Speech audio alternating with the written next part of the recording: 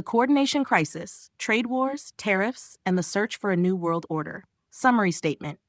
As the post-Bretton Woods global order crumbles, the world finds itself caught between economic fragmentation and the desperate need for coordination.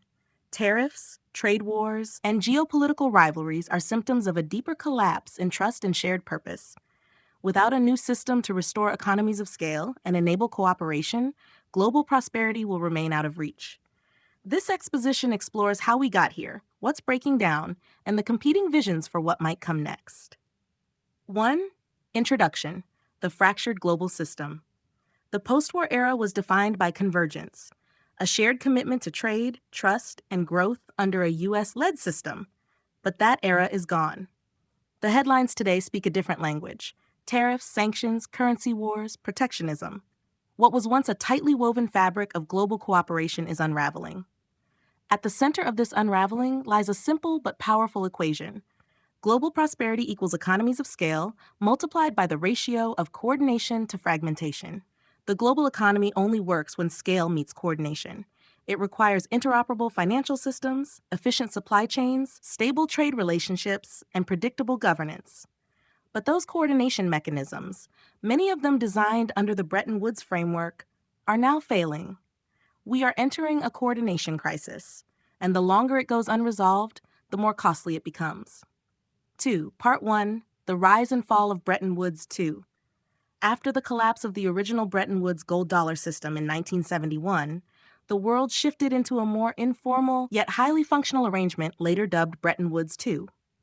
In this system, the U.S. consumed and ran large trade deficits. Export-driven economies, especially in Asia, produced goods cheaply and in large volumes. The profits from exports were recycled into U.S. Treasury bonds, funding American debt and keeping global capital markets liquid. The U.S. became the consumer and financial anchor of the world. In return, other nations accepted the dollar as the undisputed global reserve currency. This system enabled explosive globalization, low inflation, cheap goods, offshoring of manufacturing, booming asset markets. But cracks began to show. The 2008 financial crisis exposed fragility in U.S. financial markets. The 2010s saw growing inequality and political backlash against globalization. COVID-19 revealed the brittleness of global supply chains. The U.S. began weaponizing the dollar, using sanctions and freezing reserves to assert foreign policy goals. Trust, the invisible glue, began to erode. 3. Part 2. The Consequences of Collapse. As Bretton Woods 2 faltered, so did the delicate balance of global interdependence. The consequences were immediate and visible. Tariffs and trade wars re-entered the global lexicon, most notably between the U.S. and China. Supply chains snapped, forcing countries to prioritize domestic resilience over cost efficiency. Energy markets fractured, with countries scrambling to secure local sources and weaponizing their exports. Financial decoupling began, with countries reducing dollar exposure and exploring alternative payment systems. Instead of converging, the world began to splinter into economic and political blocs. Fragmentation wasn't just a policy trend, it became an operating condition. As a result, the very economies of scale that made global growth so powerful began to break down. Without scale, costs rise, efficiency disappears, innovation slows, the world got smaller and more dangerous. This content is brought to you by Bobby Gigs. Promote your brand here and reach a wide audience across platforms like YouTube, Instagram, and Facebook.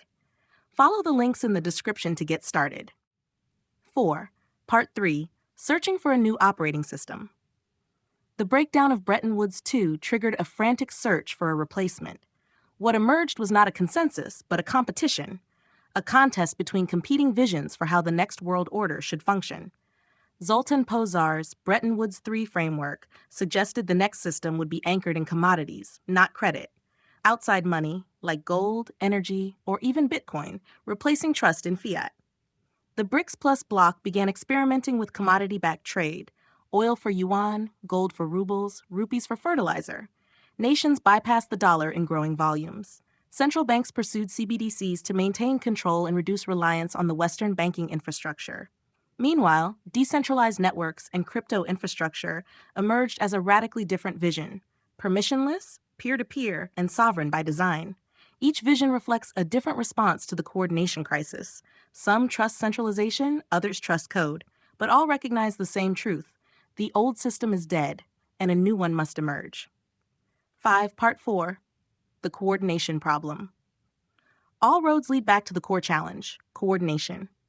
Global prosperity is not just a matter of trade, it's a matter of mutual trust, interoperability, and aligned incentives. Without them, economies cannot scale. And without scale, no country, no matter how large, can prosper sustainably. But the incentives today are misaligned. Countries hoard resources and undercut partners. Financial systems are fragmented by design. Strategic industries are reshored, not shared. Geopolitical risk is priced into every deal. It's the geopolitical prisoner's dilemma. Everyone defects, fearing that cooperation will make them vulnerable. So everyone loses.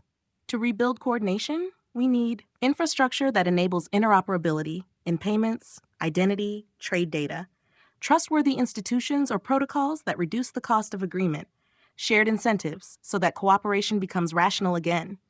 Some of this may come from regional blocks, some may come from new technologies, but all of it requires deliberate effort and a willingness to share the gains.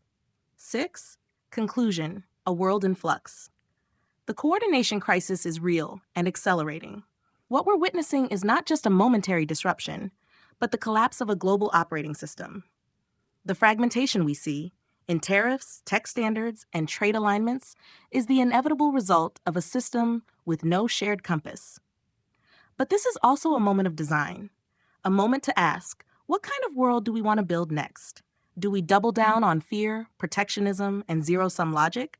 Or do we rebuild the infrastructure of cooperation, physical, financial, and digital?